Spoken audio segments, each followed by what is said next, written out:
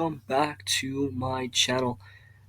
Today we're going to be reviewing one of the greatest legends ever in the world of chess, the first Asian grandmaster and a man who beat Anatoly Karpov in 1976 after Karpov won the vacant, well, not vacant, but he technically beat Bobby Fischer, and Bobby Fischer did not defend his title. So this game is in 1976. It's a young Eugene Torre. He was born in 1951 on November 4th. So he's about 24 when this match happened in Manila, in the Philippines. And he's one of the best players of all time. He was the first non-Soviet Asian chess grandmaster. And well, this is one of the games that really solidified him for me to pick this video. One of the most underrated guys. I already have a video about an underrated guy on here on this channel. And first, the game started with e4. Remember, Anatoly Karpov is with the white pieces here. So somehow, some way, Eugene Torre beat the world champ with the black pieces. Started e4, c5, a Sicilian defense, and we got knight f3, knight c6, all basic sort of ideas.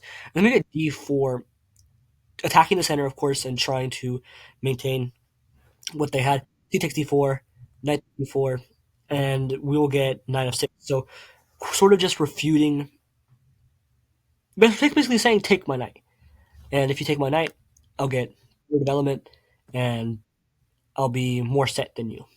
And you're just basically wasting a move when, in fact, you could just be playing knight c3, right? Let me go knight c3, d6, bishop g5, and now we get e6. And then we get queen to d2, pawn to a6, and long castle. A very aggressive move by the world champion here. Usually you don't see very aggressive moves. This was a very, very aggressive move. Usually when you long castle, it's very aggressive, and you're trying to really set the tone in the match. Bishop d7, f4, and you're sort of seeing the idea, trying to attack Torre and really get there to him. And then we see b5, another attacking move, sort of just saying, you want to attack me, let's see whose attack gets there first. And of course, there's a spoiler. Torre wins this match, obviously. Queen e1. And now the top edge move is knight takes d4, knight takes d4, rook takes d4. And we're going to get queen b6. Rook back to d2. Rook to... Sorry, not rook. Bishop e7. We do get rook to that square, sorry. And bishop d3.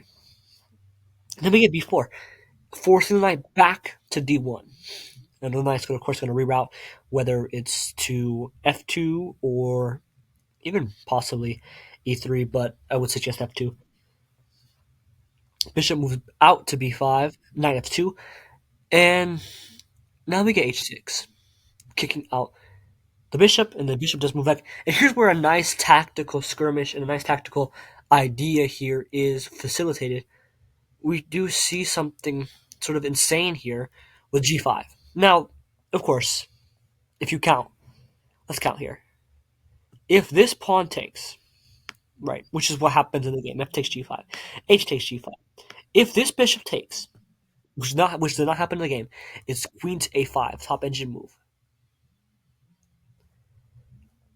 e5 is the next top engine move. Queen takes a2, just ignoring it.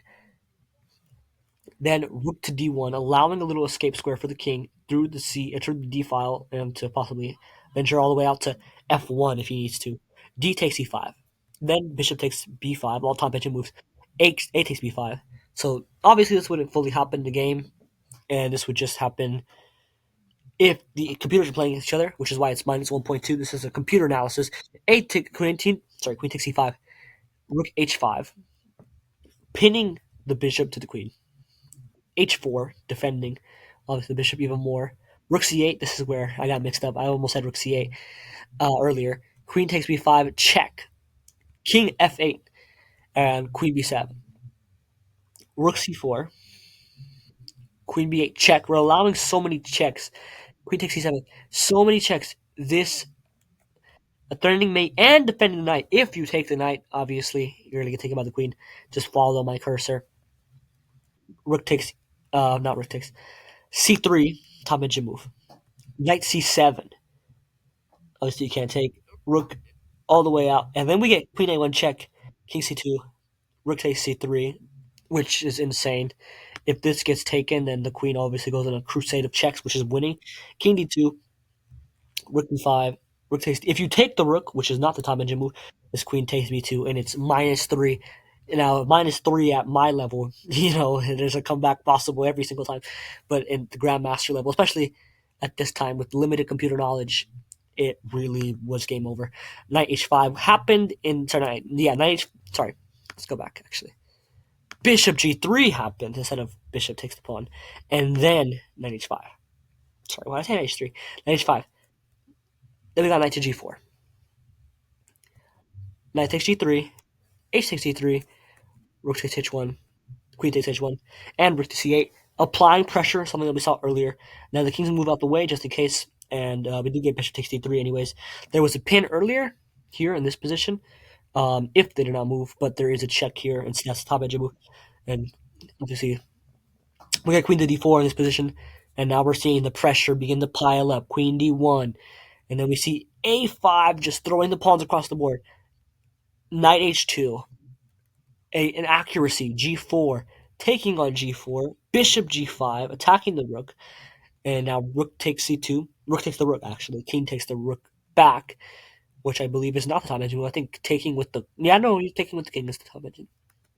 a4, a3, and now we get a check, b3. Check. King back to b1. d5. Now, the question is, do you push or do you take? Endin says push, Karpov says take. Now, do you push or do you take? Endin says push, take with the queen. Knight f2, queen takes g2. Knight out to e4. Then we get bishop e3. Top engine move. Queen back, and queen c6. No, not queen c6. Queen c6 is the top engine move. d4. Sorry, it's late here, down in the States. And then we get queen c4. d5. e5, pushing the pawn. Queen h1. Queen d3 check. King a1. Bishop d4. Queen h8 check.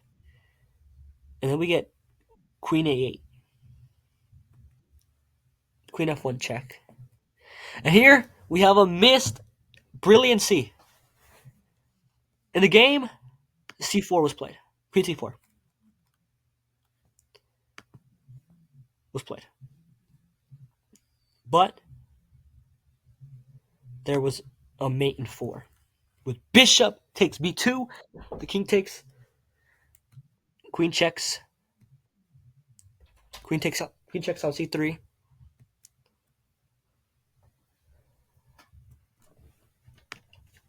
and it's game over.